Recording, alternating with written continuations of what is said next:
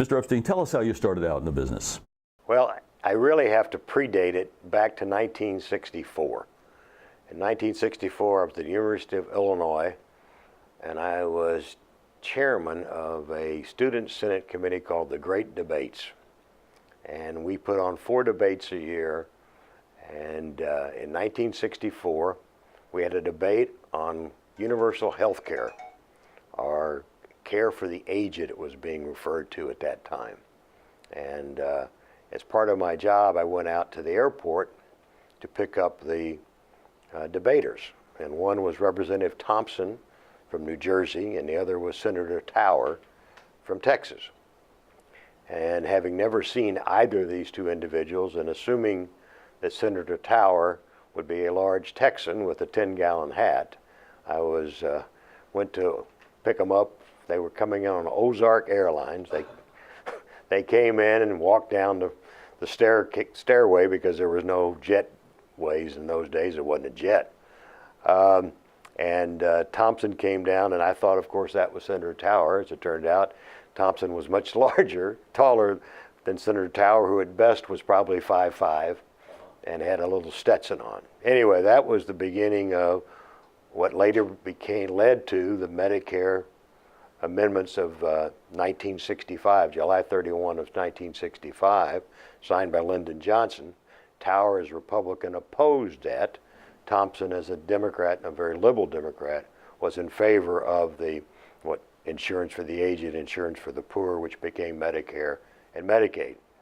Having told that story, I had no knowledge at that time that I'd ever get into health law.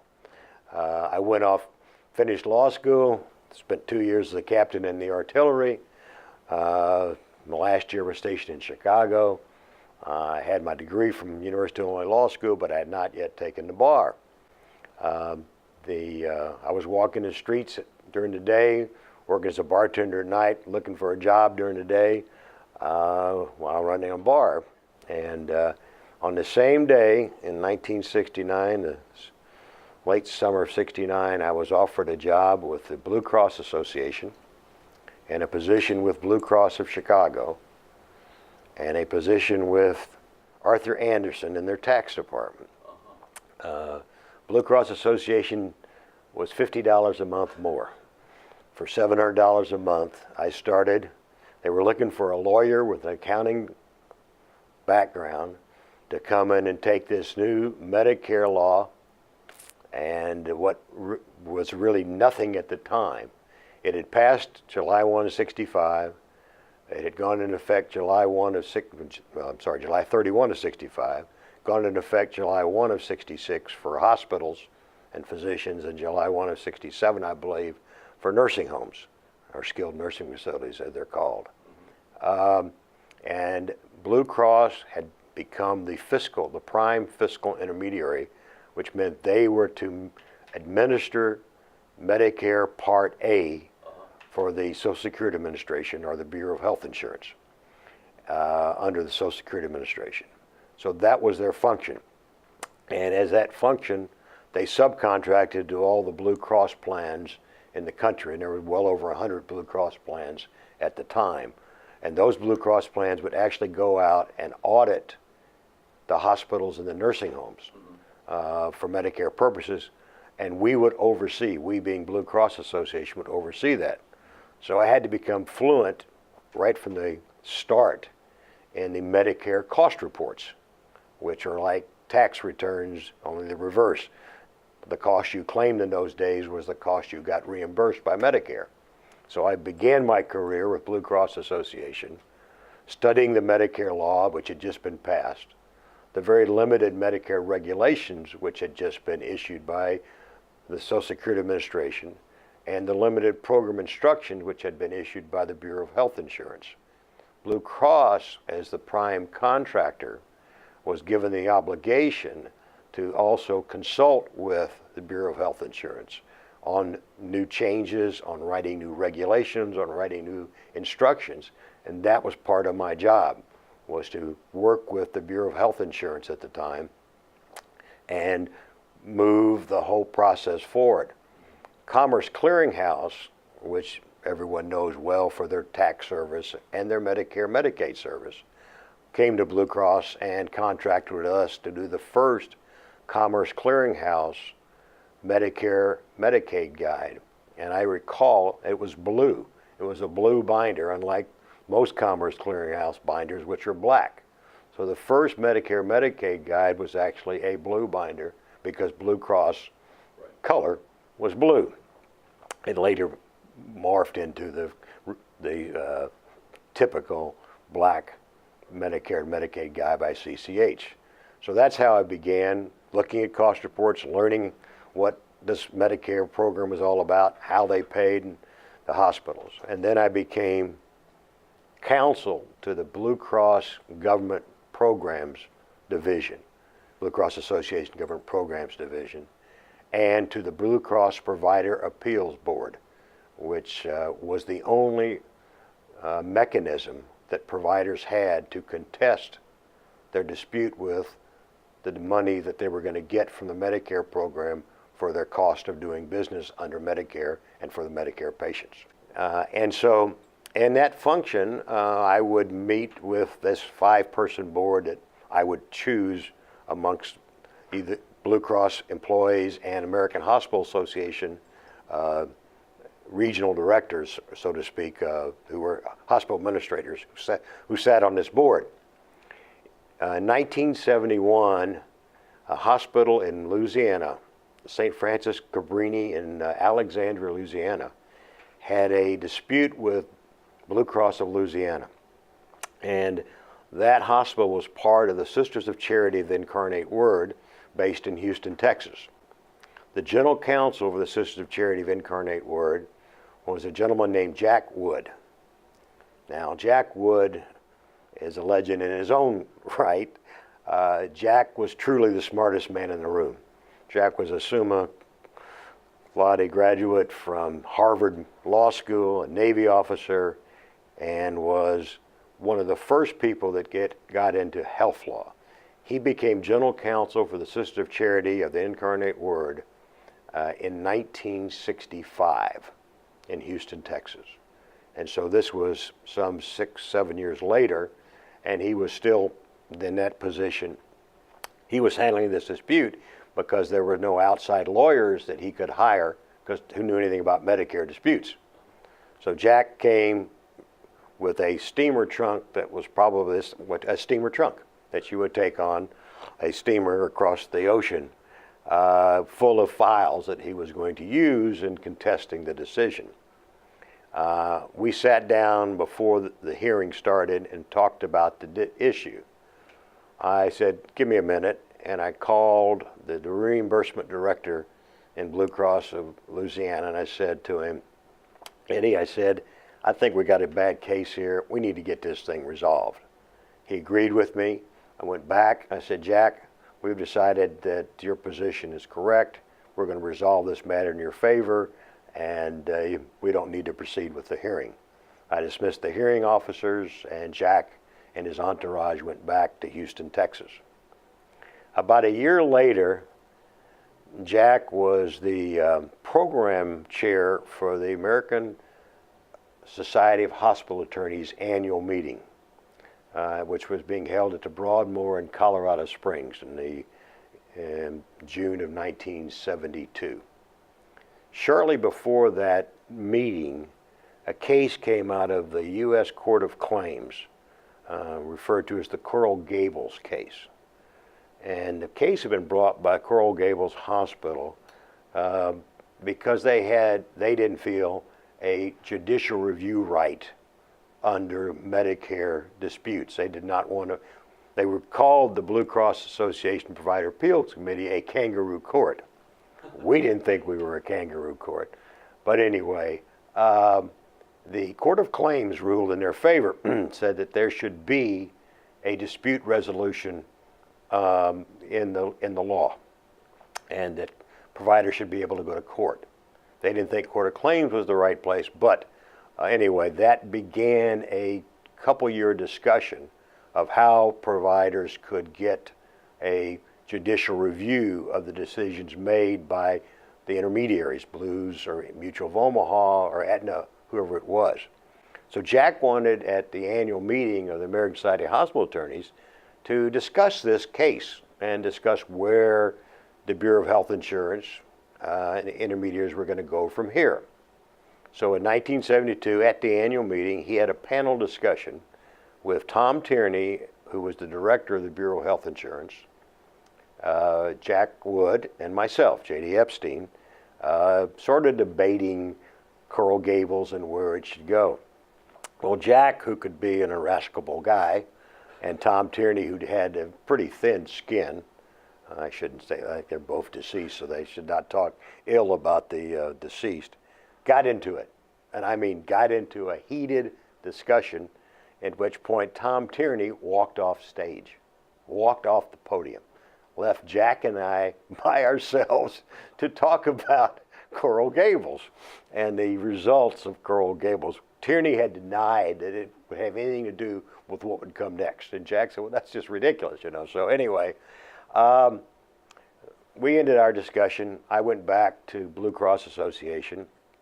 Jack went back being general counsel, and we had some continuing discussions.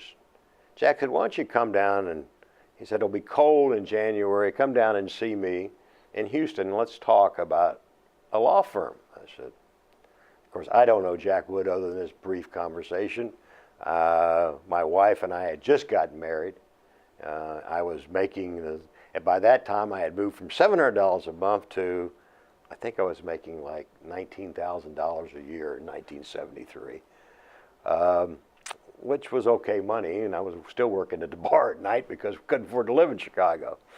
So we met Jack on January 9th of 1973, and the reason I remember the date at this old age is because it was Jack's birthday, and it's my wife and our anniversary, coincidentally the same day. So Jack and I talked for 2 days, and we decided to put a law firm together, and that I would move to Houston. He said, and I said, Jack, I have no clients. I'm coming out of an in-house position. Jack said, well, I've got enough clients for us to get started. He said, I've got the Sisters of Charity, and at the same time, he was representing a number of other Catholic hospitals. For those who don't know, at that time, the largest number of connected hospitals were Catholic hospitals. There were somewhere in the neighborhood of 800 Catholic hospitals in the United States. Out of the 4,000 or so hospitals in the U.S., 800 were Catholic. Many of them were in systems. They truly were the first systems of healthcare providers in the United States, the Catholic system.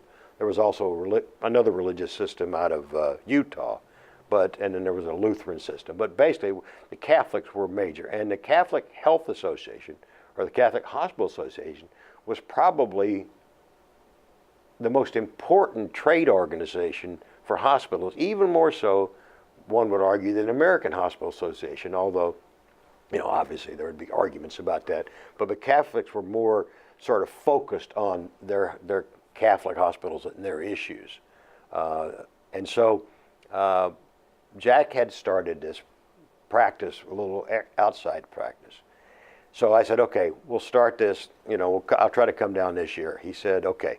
So I went back and talked with the general counsel, and I said, was George Heitler was the name, that I'm going to leave. I've been here 4 years, and I've got this opportunity. I think it's good for me. He said, well, I got one favor to ask of you first before you leave.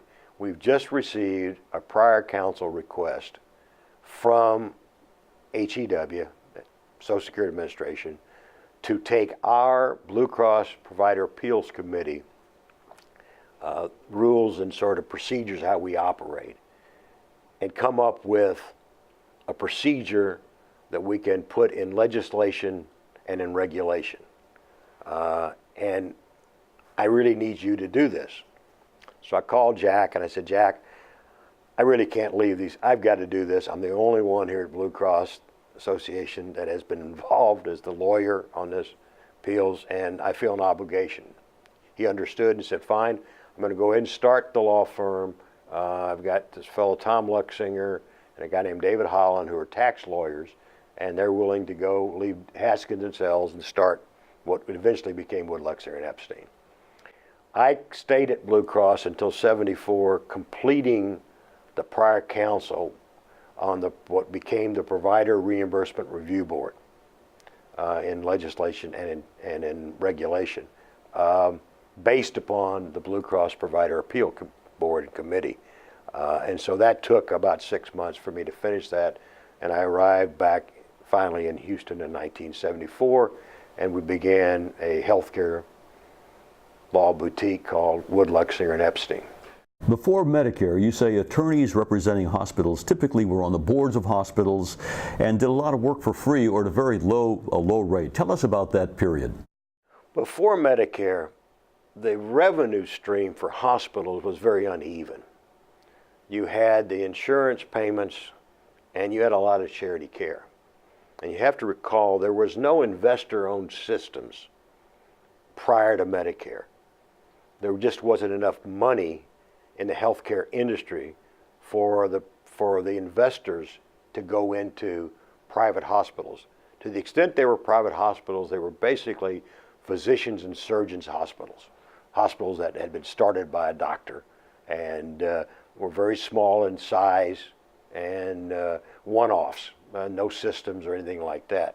So most of the hospitals, most of the nursing homes, and the Blue Cross system itself were tax-exempt nonprofit organizations. And they had local boards made up of the local community. So if you had a hospital like you have here in Houston, let's say St. Luke's Hospital. Well, St. Luke's was part of the Episcopal Diocese, and it was a charity hospital, and it was operated by the diocese, and much of its revenue came from other contributions from people, their foundation, and a lot of patients didn't pay, a lot of charity patients. Same thing with Herman, same thing with hospitals wherever they may be. Hotel Dieu in New Orleans, wherever. Catholic hospitals, non-Catholic hospitals. In this case, this was an Episcopal hospital. And so the boards were comprised of the local, people who were in the local community, who were the leaders of the local community. And typically in that leadership, you had lawyers, accountants, real estate agents, commercial real estate, etc. So the leaders of that local community, whether it be a large town like Chicago or Houston, or whether it be Boise City, Oklahoma, which had a 10-bed hospital and a 100-bed nursing home, which I represented many years ago. And so sitting on those boards, and they didn't have any regulatory work to deal with. They didn't have any reimbursement work to deal with. They had contracts to look at, or they had leases of buildings, but typical commercial type of businesses. And so a lot of the lawyers sitting on these nonprofit boards would do that type of legal work pro bono in many cases.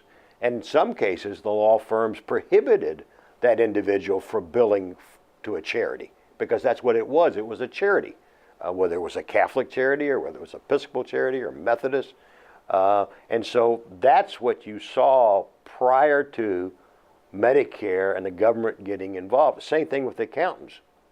The accountants were typically a local partner or partner in a local, either a large CPA firm or in a local CPA firm.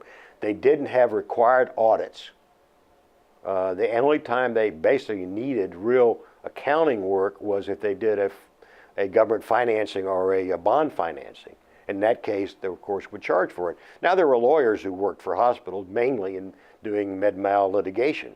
But that was what the scenario looked like prior to 1965. Okay, we're doing this video for the history of the American Health Lawyers Association, and we want to know if you can tell us about the beginning, how and where it all started, and start by telling us about the beginning of the American Society of Hospital Attorneys, and I believe that began in 1967.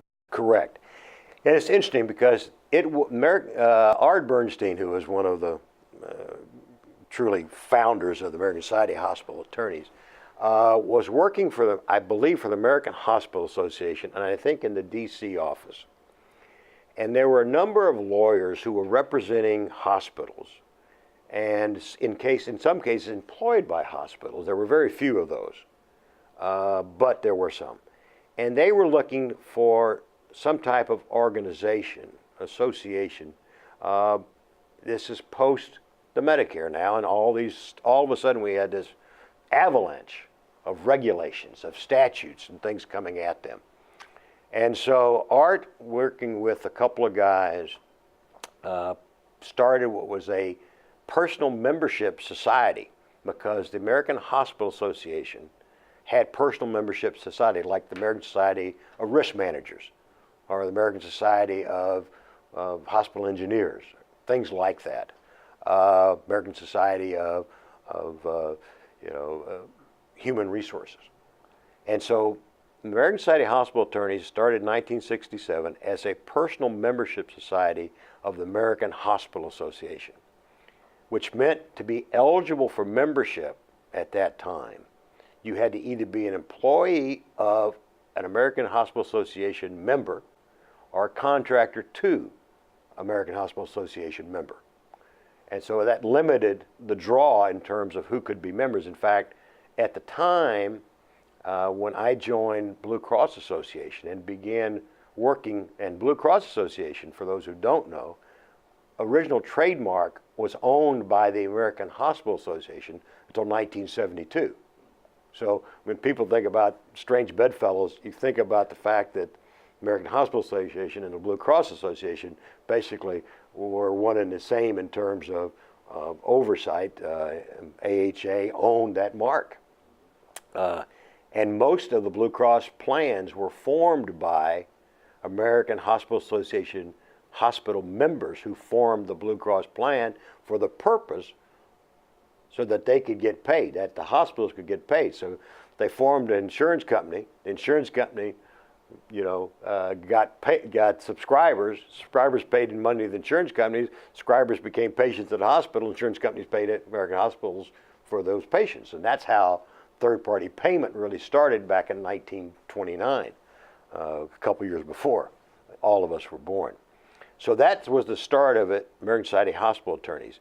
And Art hired a guy named David Greenberg in Washington, D.C. And David was the first, I believe, the first executive director of the American Society of Hospital Attorneys. At some point, AHA moved its headquarters from D.C. to Chicago. And Blue Cross as well went to Chicago. In fact, was based in the AHA building on Lakeshore Drive in Chicago. David did not desire to go to Chicago with the American Society of Hospital Attorneys, and they parted ways. And the American Society of Hospital Attorneys went to Chicago and has remained in Chicago until the time it merged with an organization that David formed called the National Health Lawyers Association, NHLA, which became a competing organization to the American Society of Hospital Attorneys, although in some ways, because its membership was much more diverse than the American Society of Hospital Attorneys, because David saw that there was a need for others to have that type of association, lawyers who were with health plans, lawyers who were in the government, lawyers who were not, maybe in represent nursing homes, who were not members of the American Society of Hospital Attorneys. You said that in a way the society became a kind of referral agency for you guys. Right. Tell me about that. Well, when I talked about the lawyers for the hospitals before Medicare, those guys, when they joined the American Society of Hospital Attorneys early on, a lot of these lawyers were attorneys for one hospital or one system. And they were, like I said, on the board of that hospital or on the board of that system. And they could handle some of the little medical staff matters that might come up. They could do a contract. But all of a sudden, the hospital files a cost report, and there's millions of dollars at stake here in reimbursement from the government. Well, they don't know. They haven't read the Medicare law. They haven't read the Medicare regulations. they haven't read the Medicare General Instructions, they're not going to be able to handle that case to take it up through the Provider Reimbursement Review Board or even at the Blue Cross Provider Appeals Committee. And so they began looking for outside counsel.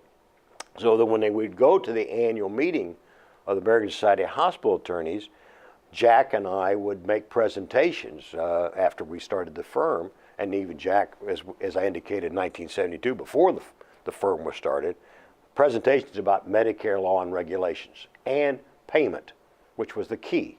Payment, became the key. The government would make the payment. So they began looking for lawyers and to hire to represent the hospital in this dispute with the government over the Medicare payment.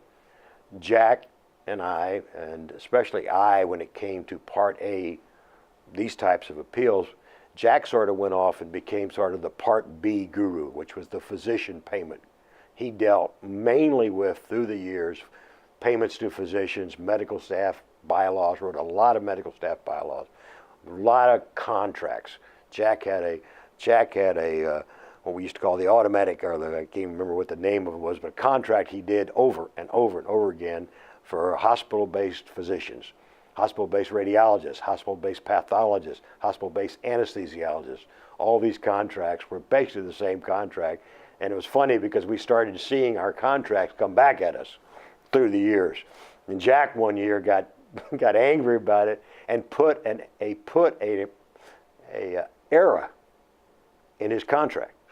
Did it on purpose, and that error ended up in a lot of contracts. Then Jack got so mad that people were copying his contracts. Anyway, so we would go to these meetings, and I would meet, and we would begin a fellowship with people. Good example, there was a gentleman who just deceased named Tom Fiedler, who was general counsel for Richardson Medical Center in Dallas, outside of Dallas, Texas. And Tom and I became friends, and sure enough, Richardson Medical Center had a Medicare dispute. And so Tom picks up the phone and calls me and says, JD, I got this, we got this big disallowance from Medicare. Can you handle this? And of course the answer was yes. And that's how our relationships began with many people within the American Society of Hospital Attorneys, who were these lawyers I talked about earlier, who were on these boards, who really weren't going to specialize in Medicare reimbursement. So this gave you kind of a platform, didn't it? Yes, yeah, and we wrote topics in healthcare financing for what was the Aspen Health System Publishing Company out of Rockville, Maryland. They contracted with us to do both seminars, which we did, as well as write publications on Medicare and Medicare appeals and medical staff bylaws and things like that, which we did for Aspen for many, many years, and did some for other publications, and did some, for various different articles for the society and for preparation for speeches at the society. So the association really played a key role in the development, really, of your firm. Tremendous networking for our firm, because we were a specialty. We were one of the few early health law boutiques, having started in 1973.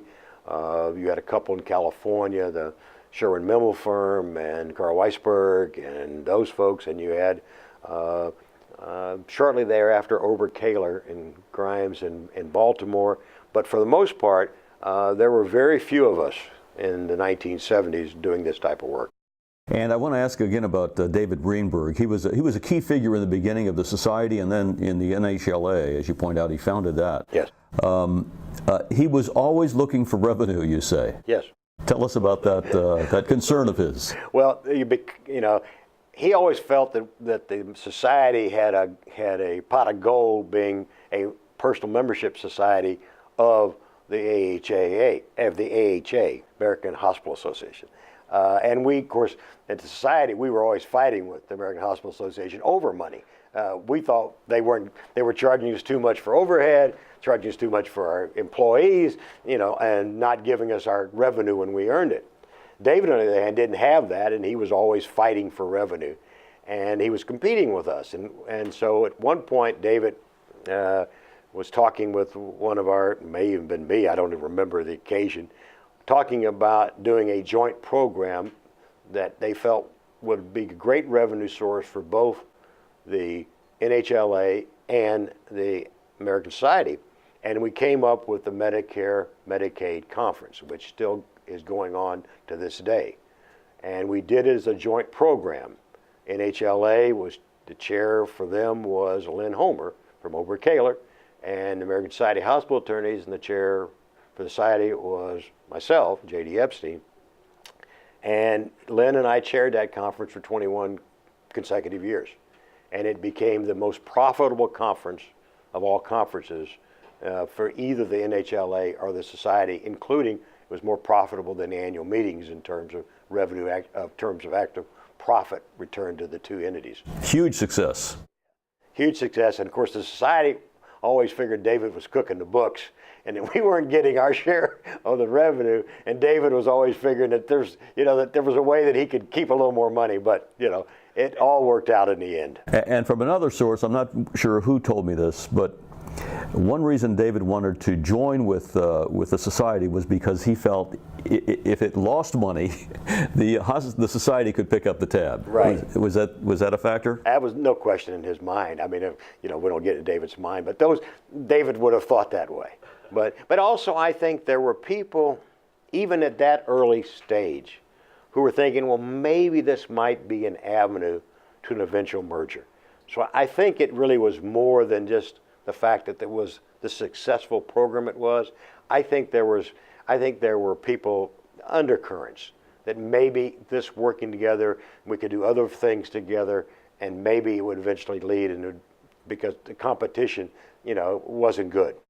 Now, a pretty dramatic thing happened at one point in the evolution of health law. The Office of Inspector General came along and led to new concerns, issues about kickbacks, penalties, and that kind of thing. Tell us about that. Well, they had a reorganization of HEW now 1976-77 and created what became the Health and Human Services, HHS, and under that the Office of Inspector General of HHS. And about the same time, there was a modification in the statute dealing with kickbacks, that is, prohibition against kickbacks. It had been a misdemeanor prior to that period of time, and it became a felony. And all of a sudden, reimbursement disputes between the government and hospitals, nursing homes, home health agencies, became subject more to government scrutiny under this kickback statute, now that it was a felony, than under the normal, typical Medicare rules and regulations of reimbursement. Created a whole new genre of health law and lawyers dealing with false claims, dealing with kickback statute. Later came what is referred to as the Stark Law, or the Physician Anti-Referral Law. All these things created more and more scrutiny of hospitals and nursing homes and home health agencies than had been in the past. Where in the past you filed a cost report if you were a hospital, or a nursing home, or a home health agency, and if the government disagreed with how you categorized a cost, they would disallow it, and you would be able to appeal that disallowance to the Provider Reimbursement Review Board and eventually into the courts under this new statute in 1974. Now they might argue, well, no, not only wasn't this an allowable cost, but you intentionally filed this wrongly, knowing that it was not a proper cost, and therefore it can be subject to a fraudulent claim and a felony. And so all of a sudden, things that were just common, in my opinion, reimbursement disputes of the early 70s, even to this day in some cases, get morphed into maybe allegations of fraudulent activity, whether it's under a False Claims Act or whether it's under a kickback statute.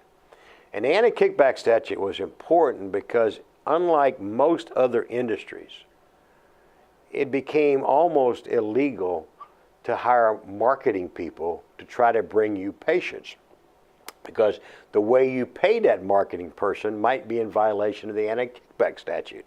And while it might be an allowable cost under the old days, and even today allowable cost, if the payment method to that marketing agent didn't meet the requirements of the anti-kickback statute, it could be a felony. And so now more lawyers got involved as hospitals, before they did a contract, said, all right, you need to look at this contract, make sure it doesn't violate the anti-kickback statute. And so this criminalized some aspects of what had been normal procedure. That's correct. And maximizing reimbursement was always a goal during the 70s and up to 1983. You wanted to make sure, and there were consultants and there were accountants who would help you legally maximize the amount of money you would get from the federal government. And if you go back and look at tax law, the same thing under the tax laws is that there are accountants and consultants who will assist you in legally minimizing your tax payments. Same thing for Medicare. Now you've got a statute which maximization of reimbursement might be viewed as some as a violation of the statute, intentionally violating the statute by the way you claim your cost. Penalties were 5 years in federal prison per count and $25,000 per count. And it was, so that's filing a false claim, filing a false cost report, claiming costs within a cost report you knew not to be appropriate cost. These all could end up, with jail time and substantial penalties. And exclusion from participation in Medicare, correct? That was the big hammer. For those of us in the industry, we might call it extortion, because either you settle with us or we're going to exclude you from being in a Medicare program. And today, hospitals, 50% of hospitals' revenue comes from government payment. So exclusion from the Medicaid program is a death knell for a hospital. And so that law, that statute, really increased the practice of health law and to corporate compliance officers. And that really began prior to that law, OIG, and the creation of the OIG, the felonization of anti-kickback. You had a professionalism that was growing with the industry. Lawyers, accountants, appraisal experts, that type of person. Because these were things that hospitals now needed that they hadn't needed before Medicare paid. You didn't need a plant ledger, for example, in the old days. Now, because Medicare paid depreciation expense up till 1983, interest and depreciation, you had to have a plant ledger. You had to be able to know all your assets and what their value are. And without having that, you couldn't get that reimbursement. So appraisers became, hospital appraisal experts became a new industry. So now with the creation of the OIG and the felonization of the anti-kickback, compliance became a key word. When was that? What was the date? 1976, 1977. Okay. From that date forward. And then in 83, I believe it was, you had the physician anti-referral law known as Stark. All this brought in a whole new era of compliance and an industry of compliance. You now have Compliance Association, HCCA, which is the Compliance Association. And you have in almost every hospital of any size and scope, you have compliance officers. And in a large physician practice group, you'll have compliance officers.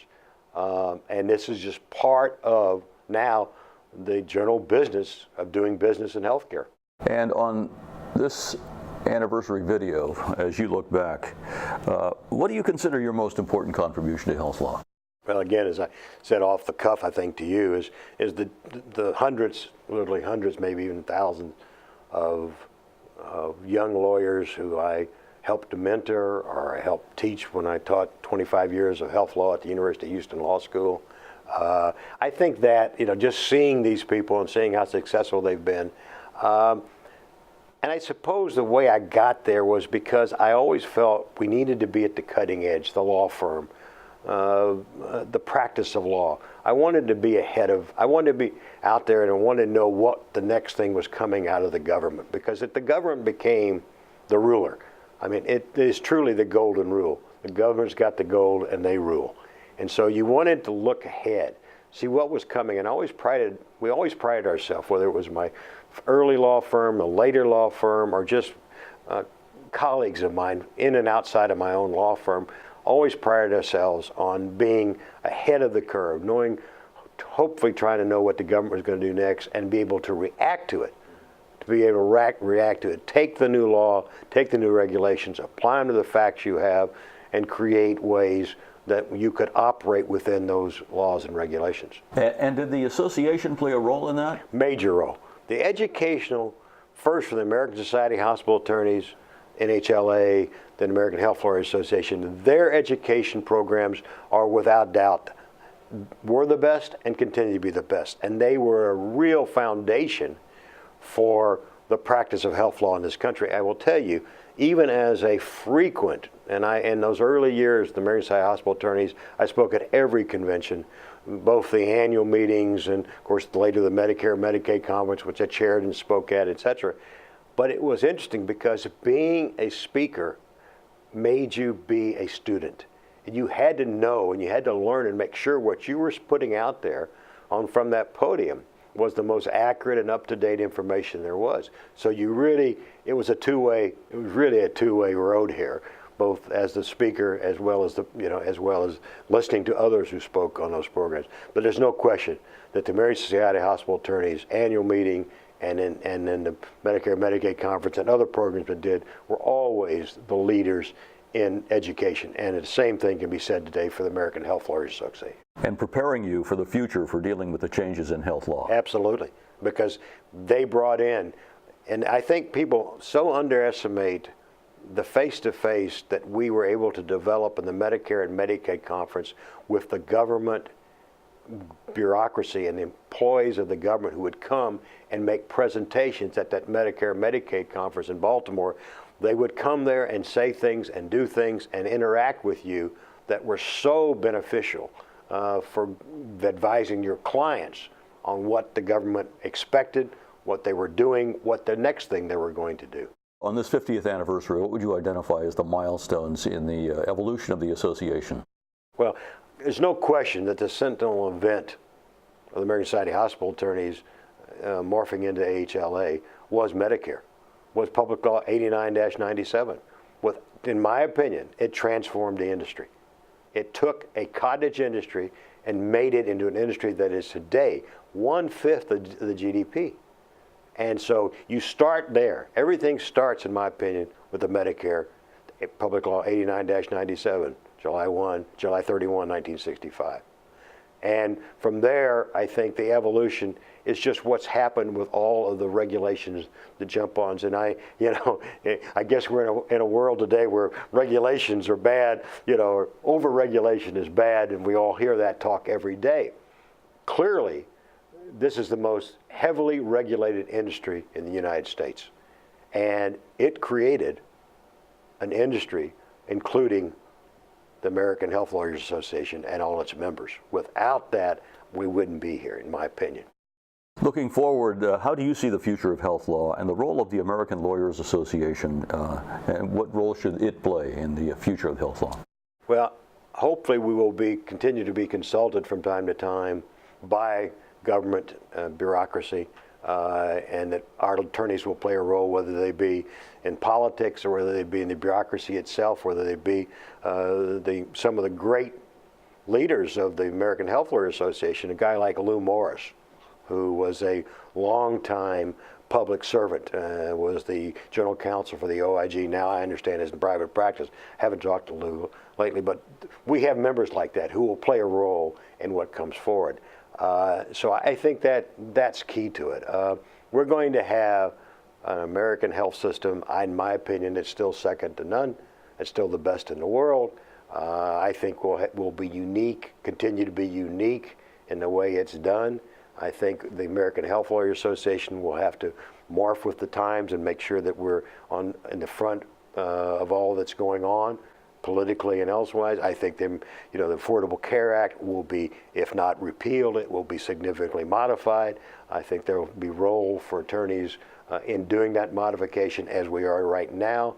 So I think there's always going to be that. And as I said, the regulation in this industry, I think back to a quip I always use, and probably my father didn't say this to me, but I will say my father told me, you always vote Democratic so you can live like a Republican. The Democrats will regulate. Now we've got Republicans in power, but you've still got the same bureaucracy, and you still have regulations. And health law, health care will never be deregulated. It will always be, in my opinion, the most heavily regulated industry, and it will need the American Health Lawyers Association and its members for many, many years to come. If you were asking the questions, what would you be asking J.D. Epstein? Would you do it again? And the answer is absolutely yes. It's been a wonderful ride. It's been a great ride. And I said to somebody in 2010, when they passed the Affordable Care Act, I said, you are so lucky, because right now is another time when this whole industry is going to change, and there's going to be so much need for your services as we go down this road. And I think that is true. The need became so apparent after the passage of Medicare, Medicaid, etc., that it created this industry, and this only will further the industry. And it's a wonderful thing. It's a wonderful industry to be in. In my opinion, helping the providers in all the ways they have to deal with the regulatory, environment that they're in.